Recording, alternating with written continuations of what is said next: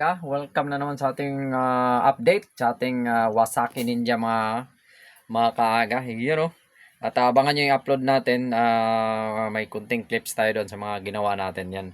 Marami tayong ginawa. Nag-rewiring tayo. Nag-additional tayo ng isang relay para sa ating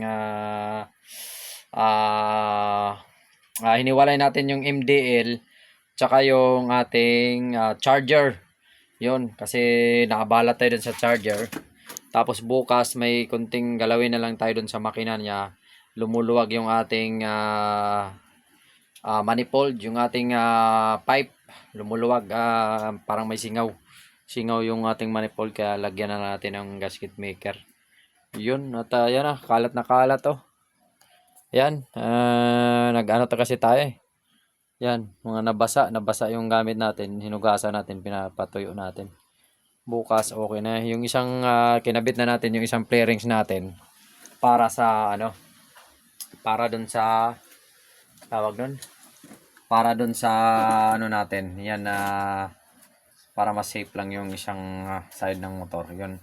Bukas siguro mag-aano tayo ng manifold na lang, then biyahe na ulit tayo.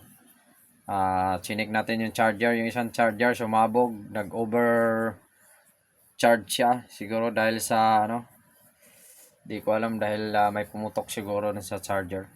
Kaya magpa-order na naman tayo ng charger ulit. Need natin ng isang charger para in case of emergency. Mahirap po lang charger.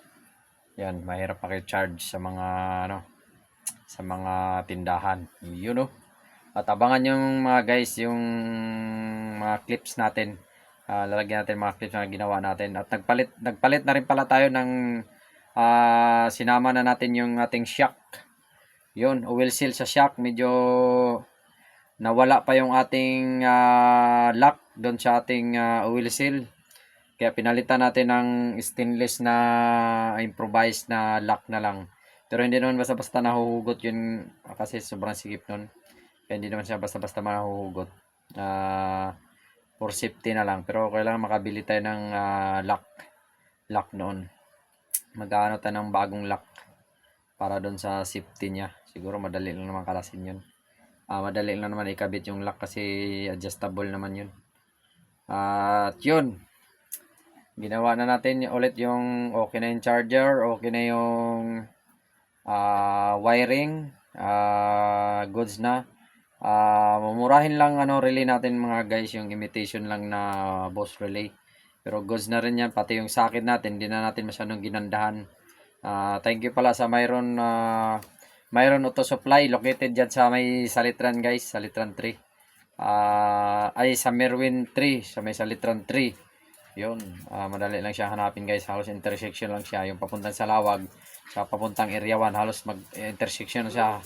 Harap lang siya sa pilahan ng tricycle. Yon, kung gusto niyo ng relay. Yon. Wala silang stock ngayon na original guys. Ang original naglalaro naman sa 160 to 170 yung original. Ang local 120 lang. Kaya yon, local na ginamit natin. Walang choice. Pero single lang naman.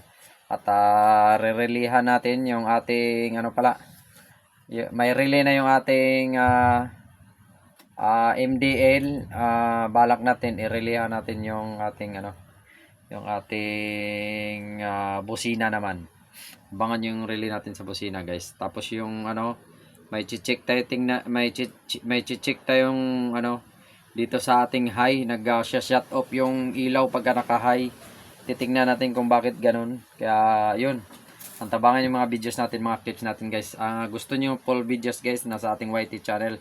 Thank you very much. At please support guys. Salamat sa mga sumuporta sa ating YT channel tsaka sa FB. Thank you. Boss RC 2.0 guys.